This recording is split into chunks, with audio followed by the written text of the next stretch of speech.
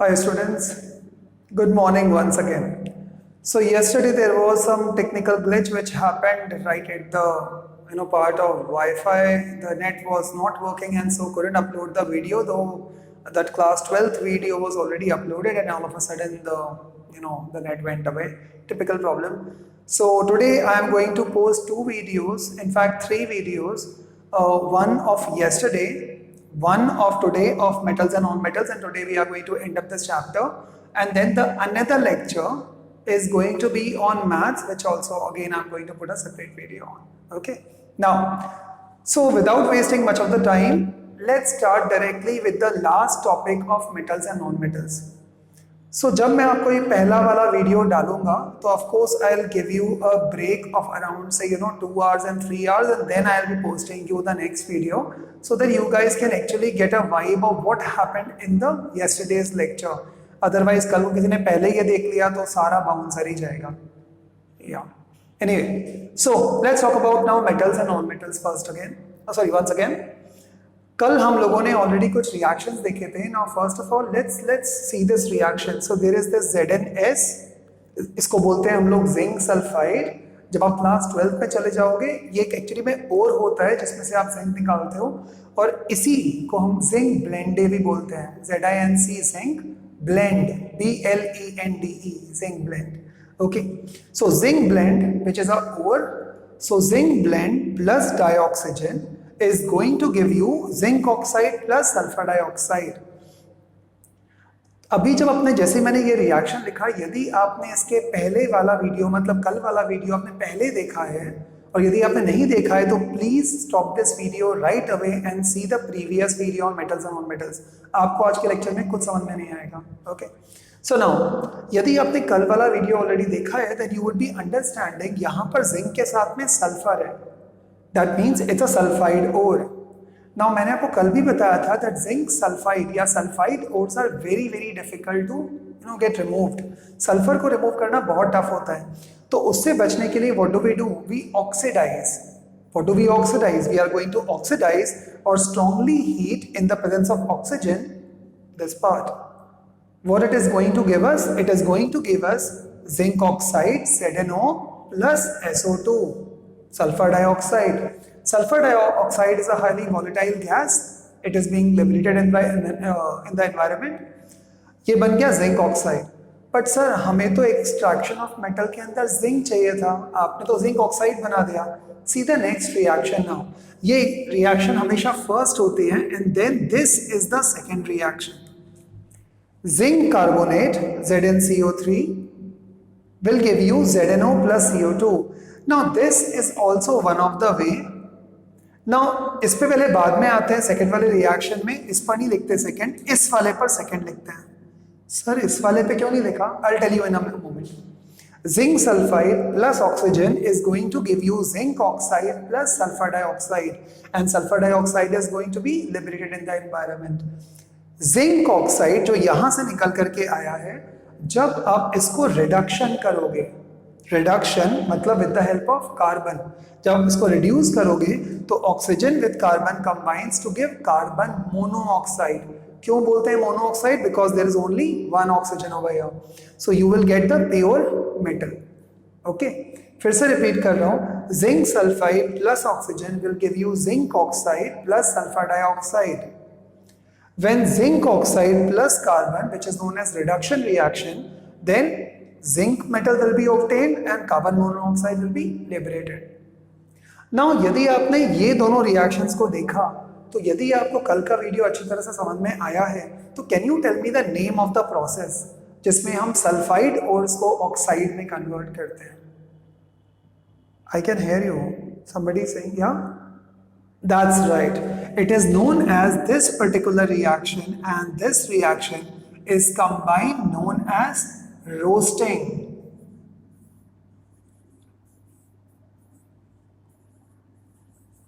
Roasting.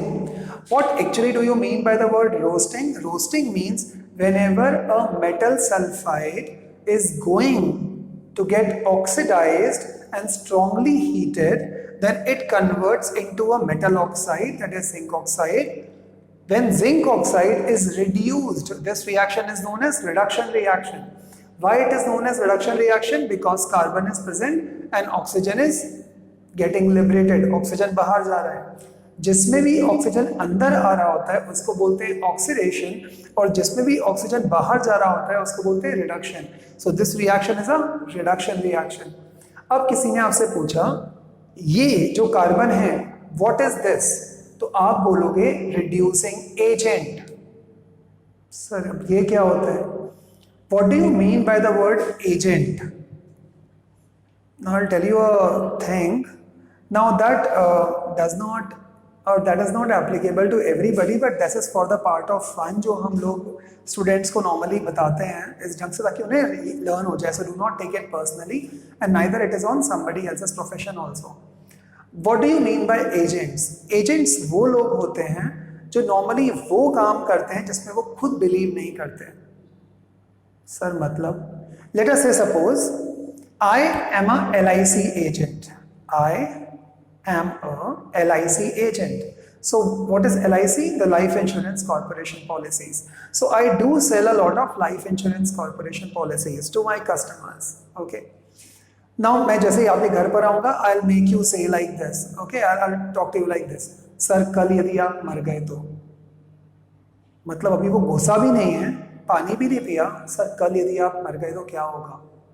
And I always wonder यदि मैं मर गया तो why should I worry actually even about other people. That is just for a part of joke. So now moral of the story is what is an agent? वो आपको बोलेगा sir आप ये पॉलिसीज ले लो, सर आप ये ले लो, sir आप ये ले लो. आप उसको बोलना ठीक है मैं वो सारे के सारे पॉलिसीज ले लूंगा जो भी आप बोल रहे हो, बट पहले मुझे आप ये बताओ क्या ये पॉलिसी आपने लिया है? यदि ये पॉलिसी आपने लिया है तो मैं भी ले लेता हूँ. वो बोलेगा नहीं नहीं सर एक्चुअली मैं वो नहीं नहीं नहीं नहीं भैया ऐसे नहीं चलेगा. पहले आप बताओ कि आपने लिया है कि नहीं लिया है. यदि आपने खुद ने लिया है तो ऑफकोर्स क्योंकि आपने भी लिया है तो इसका मतलब है सही होगा. सो इसका मतलब है एजेंट्स क्या करते हैं? एजेंट्स सामने वाले को वो मटेरियल लेने पे मजबूर करते हैं और खुद वो नहीं लेते हैं. तो now what do you mean by the word यहाँ पर रिड्यूसिंग एजेंट? ये क्या करेगा? ये खुद रिड्यूस नहीं होगा, ये इस जिंक ऑक्साइड को रिड्यूस कर देगा, उसमें से ऑक्सीजन को बाहर निकाल देगा और खुद क्या करेगा? ऑक्सीडाइज हो जाएगा. उल्टा ही काम करता है. So जैसे मैंने अभी आपको बताया, do not take it onto the part of profession. This is just for the part of making you understand this. So n number of times मेरे पास में से suppose offer आते हैं, different kinds of offer. Sir, and I say yes, and then sir, अभी मालूम है market में एक बहुत अच्छी प्रॉपर्टी है, सर मैं आपको बोल रहा हूँ आपको तो वो ले लेना चाहिए. So से suppose कोई एक एजेंट है जिसने ये ऐसा बोला, तो मैंने बोला ओके ठीक है, so I'll take that property. First of all show it to me. मैंने देखा, उसने बोला सर मैं आपको बोल रहा हूँ ये प्रॉपर्टी तो आपके लिए ही बनी है, ये तो मतलब यदि मैं होता ना आपकी जगह तो ले ही लेता. तो मैं उसको बड़े मजाक में बोलता हूँ तो आप ले लो. अरे नहीं नहीं सर मैं कहाँ से ले पाऊंगा, फिर आप मुझे क्यों बोल रहे हो लेने के लिए? When something you cannot follow, why are you referring it to somebody else? पहले आप खुद ले लो ना, उसके बाद में कर लो. So simple. So now those will be known as agents. So please understand that carbon is going to be a reducing agent. ये क्या करेगा? इसमें से ऑक्सीजन को बाहर निकाल देगा, मतलब इसको वो रिड्यूस कर देगा. ऑक्सीजन बाहर जाना मतलब रिड्यूस होना, तो ये इसको रिड्यूस कर देगा और खुद क्या हो जाएगा? ऑक्सीडाइज. देखो जो ऑक्सीजन इसने इससे निकलवा लिया खुद से ले लेगा. That's what. कभी भी आपके यहाँ पर ट्राई कर लेना, ये मैं फिर से बोल रहा हूँ मजाक है, कभी भी आप ये ट्राई कर लेना. आपके यहाँ पर कई बार कई लोग वो आएंगे एक्वागार्ड बेचने के लिए, RO भी लेने के लिए, डिक्शनरीज बेचने के लिए. आप उनको बोलना मैं आपके साथ में अभी आपके घर चलता हूँ या चलते हैं, एंड आप पहले दिखा दो आपके यहाँ पर सेम कंपनी का सेम मॉडल का RO लगा है क्या या एक्वागार्ड लगा है क्या? नहीं नहीं वो हमारे यहाँ पर ये नहीं है भैया. जे thank you. So remember this. Okay, now, so did you understand the word agents now? So this is known as reduction reaction, while this is known as oxidation reaction. Oxygen add हो रहा है, oxidation. Ation means addition of. अब आते हैं इस reaction पे. But guys उसके पहले एक और प्रॉब्लम, क्या ये रिएक्शन बैलेंस है? चेक करो. जैसे आप मैथ्स में वेरीफाई करते हो ऐसे ही आप इसमें क्या करोगे? Check balance. Zinc sulphide plus O2, यहां पर O के कितने हैं 2, यहां पर कितने हैं 2, no problem. Zinc zinc no problem sir, लेकिन O2 के 2, ये भी तो है O O O O O O तीनों, यहाँ पर 2 है LHS में, यहाँ पर 3 है, क्या ये चलेगा? नहीं चलेगा। इसका मतलब है मुझे इसको बैलेंस करना पड़ेगा। सो अभी यहाँ पर है मेरे पास में ऑड नंबर विच इज 3, यहाँ पर मेरे पास में इवन नंबर। याद है लीनियर इक्वेशन इन 2 वेरिएबल्स में क्या करते हो? क्रॉस। सो लेट्स डू 3 से मल्टीप्लाई। 3 इंटू 2 कितना हो गया? 6। यहाँ पर हो गए 6 ऑक्सीजन, यहाँ पर है आपके पास में 2 ऑक्सीजन, यहाँ पर है आपके पास में सिंगल ऑक्सीजन। एक काम करते हैं, बिकॉज इस मेथड को हम लोग बोलते हैं trial and error. So let's try and apply, देखते हैं क्या होगा। यहाँ पे मैंने 2 लगा दिया, 3 and 2 6, 2 and 2 4। एक काम करते हैं, यहाँ पर भी 2 लगा देते हैं। सर आपने ऐसे क्यों किया? बिकॉज मुझे इस ऑड नंबर को इवन नंबर में कन्वर्ट करना था, इसलिए। सो 4 and 2 6, 4 and 2 6, oxygen oxygen balanced. अब आते हैं जिंक पे, 2 moles ऑफ जिंक। सर यहाँ पर तो 2 moles ऑफ जिंक ही नहीं है, यहाँ सिंगल है। Let's apply 2 over here, 2 zinc balanced. 2s balance, so the reaction is balanced. So always remember, जब भी कभी ऐसे ट्रिकी क्वेश्चन आएंगे, पहले ऑड नंबर को इवन में कन्वर्ट करना and then proceed. Okay, ZnCO3, O3 balanced, Zn balanced, C balanced। जब भी कभी किसी रिएक्शन के अंदर कार्बोनेट और है, कार्बोनेट, तो आप ऐसे क्या करोगे? इस वाली रिएक्शन को क्या बोलेंगे जिसमें आप कार्बोनेट और को ऑक्साइड में कन्वर्ट करते हो? Such kind of reaction will be known as calcination.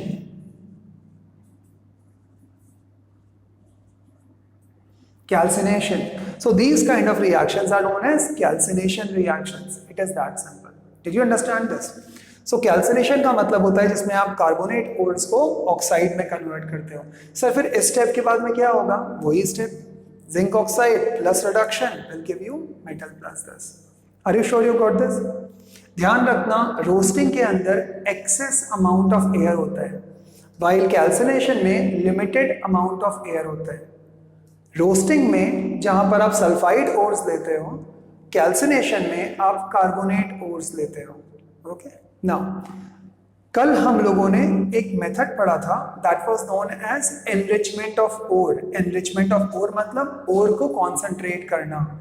That was the first step in metal extraction. Metal extraction के अंदर कल जो हम लोगों ने पढ़ा था वो फर्स्ट स्टेप था, that was enrichment of ore. ये था आपका first step, enrichment of ore, enrichment of ore. फिर इसी में एक और स्टेप होता है उसके बाद में, that is extraction of metal.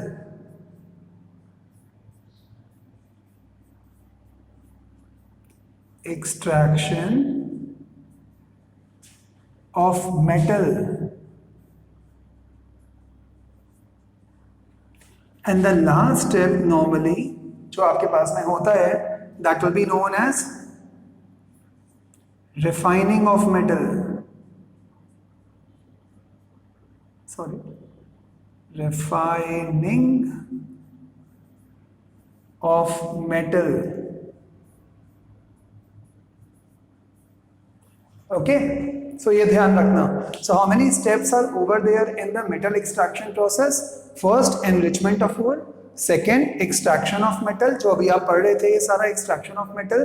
Then comes refining of metal. Refining of metal मतलब यहाँ से जिंक तो आपको मिल गया, बट क्या ये जिंक 100% प्योर है? नहीं, इसमें अभी भी कुछ गंदगी रहती है, तो उसको हम लोग अलग अलग तरीके से प्रोसेस करते हैं, which is known as electrolytic process, जिसमें एक तरफ में एनोड होता है, एक तरफ में कैथोड होता है। करंट लगाते हो, आयंस मूव करते हैं, गंदगी नीचे सेटल हो जाती है, and that's all. But anyway, अभी पहले इस पर आते हैं। द नेक्स्ट मेथड और the next step is known as thermite reaction. Now what do you mean by the word thermite reaction? आप लोगों ने I am sure guys railways देखा होगा, अभी तो खैर बंद है, बट रेलवे ट्रैक्स तो देखे ही होंगे ना। रेलवे ट्रैक्स आमतौर पे इंडिया के आप देखोगे तो यदि आप डेटा चेक करोगे तो technically it runs the kind of longest railway और द सेकंड लॉन्गेस्ट और the widest spread railway systems all across the world. But point is not that, point is ये जो रेलवे ट्रैक्स होते हैं ये जम्मू से लेके कन्याकुमारी तक हमें ज्वाइन करे हुए हैं, and right at all from the part of से मुंबई से लेकर के एंड टू सिलचर तक विच इज इन असम, वहां तक आप क्या रहते हैं। सो ये बहुत लंबे लंबे ट्रैक्स हैं जो कंटिन्यूसली ज्वाइंट है। प्रॉब्लम है, मान लो बीच में कोई ट्रैक कुछ खराब हो गया, कुछ मुड़ गया, कुछ प्रॉब्लम आ गई, तो आप क्या करोगे, पूरी right from the part of Jammu and Kashmir से लेकर के कन्याकुमारी तक पूरे के पूरे ट्रैक को चेंज कर दोगे। इट इज सो डिफिकल्ट, उठाएगा कौन इतना भारी ट्रैक, राइट। उससे बचने के लिए व्हाट डू पीपल डू, तो बीच में से एक पर्टिकुलर पोर्शन को जहां से भी कुछ क्रैक आया होता है या कुछ अमेंडमेंट चाहिए होता है, कुछ मेंडिंग चाहिए होती है, उस जगह पर वो लोग क्या करते हैं, उस जगह पर वो लोग एक रिएक्शन करते हैं which is known as Thermit reaction. What is this Thermit reaction? Fe2O3 इसको बोलते हैं iron 3 oxide. Fe2O3 is known as iron 3 oxide. Iron 3 oxide को जब भी आप कभी एल्यूमिनियम के साथ में स्ट्रांगली हीट करते हो, दोनों को मेल्ट करते हो और फ्यूज कर देते हो, फ्यूज मतलब ज्वाइन कर देते हो, तो एक बड़ा स्ट्रॉन्ग कंपाउंड बन जाता है which will be known as what, that is यहां बनेगा क्या, 2 moles of iron plus Al2O3 alumina. So this particular reaction is known as thermite reaction, और यही थर्मिट रिएक्शन जब आप दोनों को ज्वाइन करते हो तो यही थर्मिट रिएक्शन से वो जो क्रैक्स आते हैं बीच बीच में ट्रैक के, उसको आप ज्वाइन कर देते हो, तो आपको पूरा का पूरा ट्रैक तोड़ के अलग से बाहर निकालने की जरूरत नहीं पड़ती है। So understand what is thermite reaction. Whenever there is any kind of rupture or crack in the railway tracks or in expensive machineries, then iron 3 oxide is fused and is highly heated up with aluminium to form a compound known as thermit, which is nothing else but is iron plus alumina. This thermit is then filled up in the gaps so the track becomes okay for use. So this is known as thermit reaction and this compound is known as iron 3 oxide. अब आते हैं इनके by the way नाम पर, याद से guys मैंने अभी नहीं लिखा है, आपको लिखना पड़ेगा। व्हाट इज ZnS, तो मैं यहां लिख रहा हूं, आपको नीचे लिखना पड़ेगा। इसको बोलते हैं zinc sulphide, zinc sulphide. This is known as oxygen, this is known as zinc oxide, this is known as sulfur dioxide. What is this known as? This is known as zinc carbonate. कभी किसी ने पूछ लिया कि ZnS को क्या बोलते हैं, zinc blende, ZincBlende। Zinc carbonate को ही हम लोग क्या बोलते हैं, this is also known as calamine, लैक्टोकैलामाइन, ध्यान है, calamine, okay. So calamine and this is zinc oxide and this is carbon dioxide. Zinc oxide plus carbon which is a reducing agent will give you zinc plus carbon monoxide. What kind of reaction is this? This is known as reduction reaction. What is this? Roasting. What is this? Calcination. What is this? Thermit reaction. अब आते हैं the next reaction के ऊपर में, which is 2 moles of Hg. What is Hg? Hg is known as mercury, जो आपके thermometers में होता है, ब्राइट कलर की लाइन जिसकी वजह से आती है। और आजकल तो थर्मोमीटर्स आप जानते ही हो कितने डिमांड में है, as usual, coronavirus. Okay, 2 moles of HgS, which is known as mercuric sulfide. Now please understand that mercury is a very very least reactive metal, मतलब ये बहुत जल्दी रिएक्ट नहीं करता। Of course इसका बॉइलिंग पॉइंट बहुत कम होता है, तो ये बहुत जल्दी से राइज कर जाएगा, थर्मल कंडक्टिविटी बहुत अच्छी होती है, बट ये लीस्ट रिएक्टिव है, ज़्यादा रिएक्ट नहीं करता। So 2 moles of mercuric sulfide plus 3 moles of oxygen will give you 2 moles of mercuric oxide plus 2 moles of sulfur dioxide. Whenever any compound or alloy is being made with the help of mercury, जब भी कभी दुनिया में कोई भी compound या alloy आप बनाते हो मर्क्यूरी के साथ में, देन हम उसको एक टर्म बोलते हैं विच इज नोन एज एमालगम.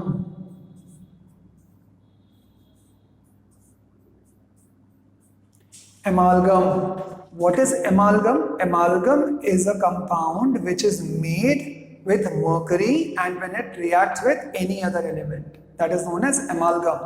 वो काफी एक लिक्विडिश सा एक फ्यूज्ड कंपाउंड बनता है which is known as amalgam. यदि मान लो किसी ने बोला what is sodium amalgam? Sodium with mercury is known as sodium amalgam. So simple. Okay.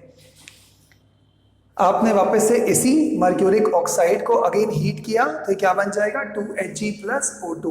ना ये दोनों रिएक्शंस मैंने क्यों लिखे हैं? बिकॉज ये रिएक्शन ये शो करते हैं कि जब भी कभी कोई मटेरियल लीस्ट रिएक्टिविटी सीरीज में आता है तो आपको ज़्यादा मेहनत करने की ज़रूरत नहीं है. आपको बस उसमें ऑक्सीजन मिक्स करना है, हीट करना है और वो किस में कन्वर्ट हो जाएगा 2 moles of HgO plus 2 moles of SO2 के अंदर. That's all. अगेन HgO से आप Hg कैसे बनाओगे?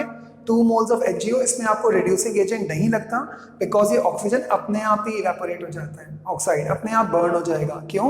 बिकॉज मर्क्यूरी उससे रिएक्ट ही नहीं करता, इसलिए. सो सर यदि मर्क्यूरी उससे रिएक्ट नहीं करता तो फिर आपने ये स्टेप से ये स्टेप क्यों बनाया? बिकॉज सल्फर निकलता ही नहीं है इतने प्यार से, तो हमने पहले सल्फर को ऑक्साइड के अंदर कन्वर्ट करवाया, फिर ऑक्सीजन को तो हीट करोगे अपने आप ही गायब हो जाएगा. Okay. Next, very very important term guys, very very important. This term is known as aqua regia. Now what is aqua regia? It's a very concentrated solvent which is used to even melt the purest of the noble metal. Like gold and silver को यदि मुझे melt करना होगा तो जिस तरह का मैं एक सॉल्वेंट लूंगा, सॉल्वेंट मतलब एक लिक्विड कंपोजिशन लूंगा, उसको हम लोग बोलते हैं aqua regia. And what is aqua regia? Aqua regia is nothing else but is 3 parts of concentrated hydrochloric acid mixed with 1 part of nitric acid. 3 parts of concentrated hydrochloric acid mixed with 1 part of nitric acid is known as aqua regia. What is the use of aqua regia? Aqua regia इतना strong एक solvent होता है कि जब भी कभी आप gold को सिल्वर को उसमें डालोगे तो गोल्ड सिल्वर एकदम पिघल जाएगा और जितनी भी इम्प्योरिटीज होंगी वो साइड में बाहर निकल आएंगे. ओके. तो आप उसको निकाल सकते हैं. So that is known as aqua regia. तो मैंने आपको मेटल एक्सट्रैक्शन वगैरह वाला पार्ट बता दिया, मर्क्यूरी अमाल्गम बता दिया. नाउ द लास्ट 2 और the last 3 topics. So let's write this. So can I rub this? Of course I will. Let's talk about the word alloys now. Now, what do you think the word alloy actually mean? Alloy का मतलब होता है, alloy is nothing else but is a homogeneous mixture. What do you mean by homogeneous? Whenever 2 elements are combined in such a way that they cannot be separated again, will be known as homogeneous mixture. What do you mean by alloy? Whenever 2 metals are combined in a homogeneous way to improve its characteristics, to improve its strength, to improve its thermal conductivity, to improve its electrical conductivity, then it will be known as an alloy. For example, stainless steel. Shockingly, आपको नहीं मालूम होगा stainless steel pure iron से बनते हैं. Iron के अंदर आप कुछ क्वांटिटी ऑफ कार्बन डाल देते हो, अलॉन्ग विद दैट कुछ क्वांटिटी ऑफ आप निकल डाल दोगे एंड दैट्स ऑल. बन गया क्या? सॉरी निकल बोल रहा हूँ, दैट इज क्रोमियम डाल दोगे और बन गया क्या? That is stainless steel. Stainless steel के अंदर सबसे अच्छी बात क्या होती है? उसका वर्ड में ही आंसर छुपा है, स्टेनलेस. आप कितने भी दाग लगाओ स्टेनलेस स्टील पे दाग नहीं बैठते. Why? Because it is stainless. Allowing. Allowing से कोई भी मेटल्स की जो भी खराबियां होती हैं आप उसको बदल सकते हो by adding up some other element. So that is known as alloying. अब बात करते हैं, तो ये तो हो गया पहला वाला टॉपिक जो बहुत छोटा सा टॉपिक बचा था. नेक्स्ट टॉपिक पे आते हैं which is known as corrosion. What do you mean by the word corrosion? आमतौर पे लोगों को लगता है, अभी तक लगता था, करोजन का मतलब वो जो जंग लग जाती है ना आयरन के ऊपर में, एक और ब्राउन ब्राउन से कलर का एक लेयर जम जाता है, reddish brown, that is known as corrosion. Absolutely wrong. Corrosion means whenever a pure metal combines or starts reacting in the presence of moisture and oxygen, then a oxide layer or an oxide layer is formed and deposited over the surface of that metal, giving it a dull look.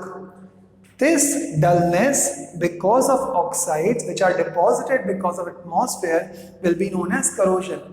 Of course जब ये iron में होता है तो उसको आप rust बोलते हो, तो रस्टिंग करोजन का ही बच्चा है, ध्यान रखना।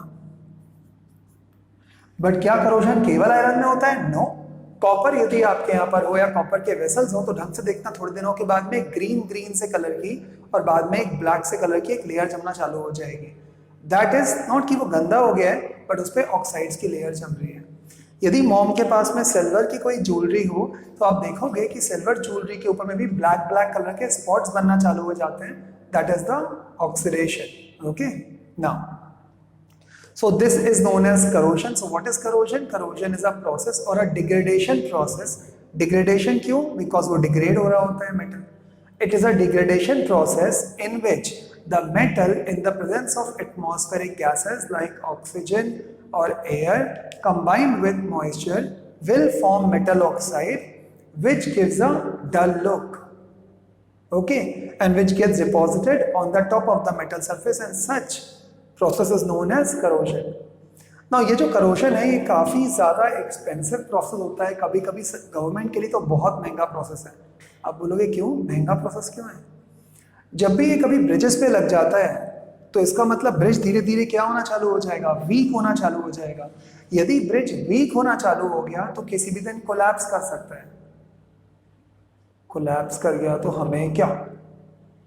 यदि कोलैप्स कर गया डेथ हो सकती है। दैट्स द रीजन व्हाई जो डैम्स होते हैं उनके जो डोर्स होते हैं they are made up of iron and steel. So यदि वो करोड होना चालू हो गए, प्रॉब्लम। रेलवेज, ट्रैक, सब कुछ तो मेटल्स का ही बना हुआ है। So that is the reason why corrosion needs to be prevented, not avoided, prevented. How can you prevent corrosion? You can prevent corrosion, prevent, okay, you can prevent corrosion. The first method is, rather than using pure metal, you start using alloy.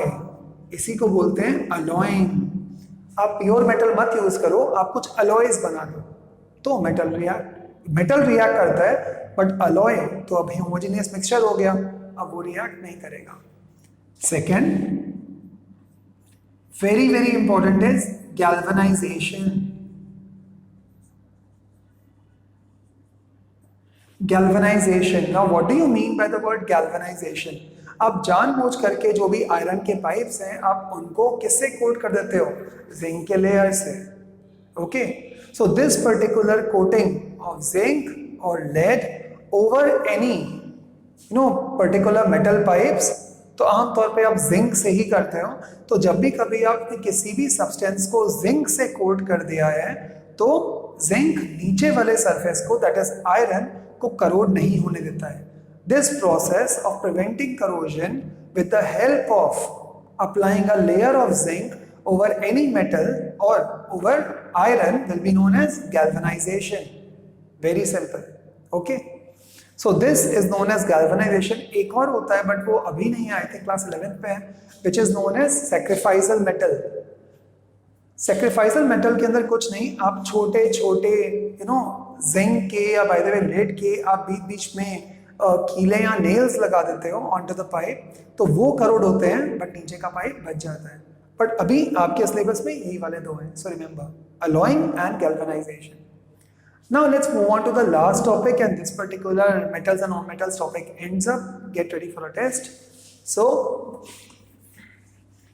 by the way, test का update is almost all the copies have been checked. I think hardly 3 and 4 और बचेंगी, तो once after delivering this lecture, then I'll be going back home, then I'll be checking your notebooks and the sheets.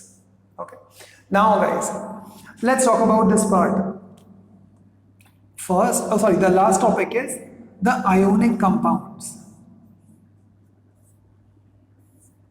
Ionic compounds are also known as electrovalent compounds. Electrovalent compounds. Now, what do you mean by the word electrovalent compounds or ionic compounds? Please understand, whenever any particular metal loses electron and somebody gains electron, then that particular formation will be known as ionic bonding. Let's see an example. Sodium, इसका electronic configuration होता है, ये atomic number होता है 11, तो इसके outer most में कितने होंगे? एक इलेक्ट्रॉन होगा, Na।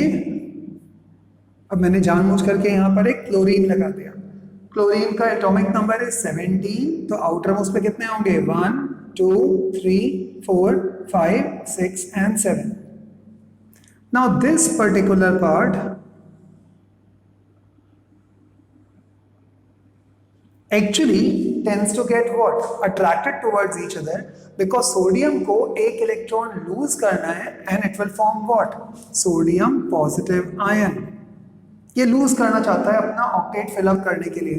क्लोरीन बोलता है अल्लाह के नाम पे कोई दे दे बाबा, एक तो कोई दे दे मुझे। तो क्लोरीन को एक इलेक्ट्रॉन की जरूरत है। Once chlorine is going to take this electron, it is going to be a negatively charge, because electron पे नेगेटिव चार्ज होता है। यहां से एक इलेक्ट्रॉन निकलेगा तो ये पॉजिटिव और ये negative, positive and negative combine each other to form a compound known as ionic compound और electrovalent compound. Now very very important guys, ये जो कंपाउंड्स जब लूज करने के बाद में कोई कंपाउंड बनते हैं तो ये इतने स्ट्रॉन्ग कंपाउंड बनते हैं कि फिर ये नॉर्मली टूटते ही नहीं है, इतने इजीली ब्रेक नहीं होते हैं। So always remember that ionic compounds will always have very high boiling points or very high melting points.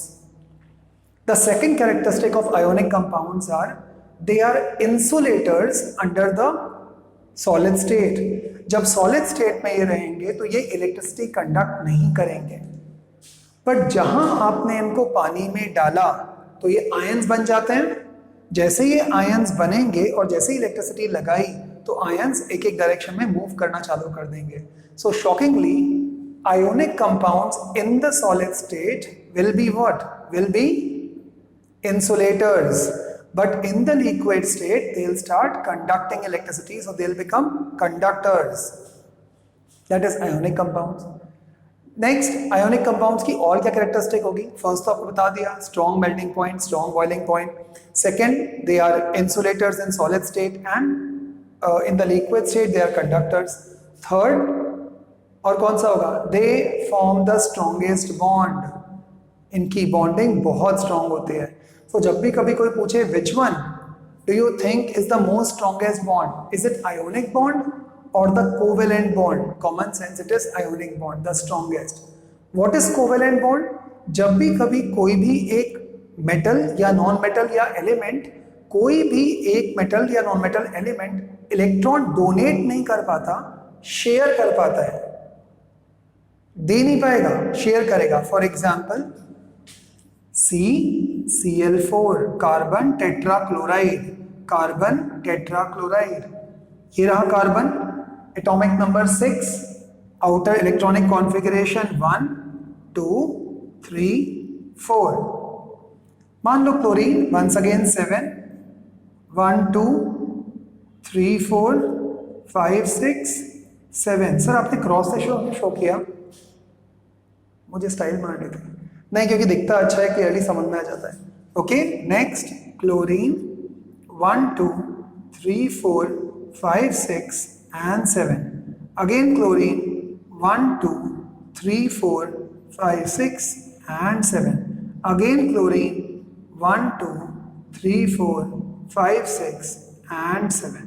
So if you combine this, if you combine this, if you combine this and if you combine this, now carbon electron दे नहीं सकता क्योंकि वो charge दे ही नहीं पाएगा, तो क्या करता है? शेयरिंग करता है। वो क्लोरीन को बोलता है प्लीज प्लीज प्लीज थोड़ा सा, हाँ एक इलेक्ट्रॉन देना, तो उसने एक इलेक्ट्रॉन आपको दे दिया। तो इसने क्लोरीन बोलेगा दिमाग खराब हो गया है क्या, मुझे भी एक इलेक्ट्रॉन की जरूरत है, तो chlorine will not be able to donate an electron, तो ये इसको बोलेगा चल शेयर कर लेते हैं। सो जब कभी इस तरह के बॉन्ड्स बनते हैं जो शेयरिंग करने के बाद में बनेंगे, such kind of bonds will be known as covalent bonds. Covalent bonds, and these covalent bonds are also strong, but as compared to ionic compounds they are weak. Are these conductors? No, they are always insulators. ये liquid state में हो या solid में हमेशा क्या होंगे, insulators ही रहते हैं। इनका boiling point और melting point as compared to ionic compound से comparatively weaker होते हैं, comparatively, okay? So this would be all. I don't think anything else is remaining. Just in the case if anything is still remaining, please do comment me on the comment section of the WhatsApp. Thank you guys so much once again for watching all this video and cooperating with me onto the part of solving sheets. I once again request you guys, do not miss a single sheet. Remember, अभी भी बता रहा हूँ guys, you need to get the marks known as on. It's so uncool word. On means full. और else यदि आप वो नहीं कर सकते हो, no problem, improvement. Graph should be like this. पिछली बार 20 तो इस बार 21, पिछली बार 21 तो इस बार 22. Correct? Okay guys, enjoy. And as usual, few more days left before the lockdown opens, I guess. So stay indoors and chill. Bye.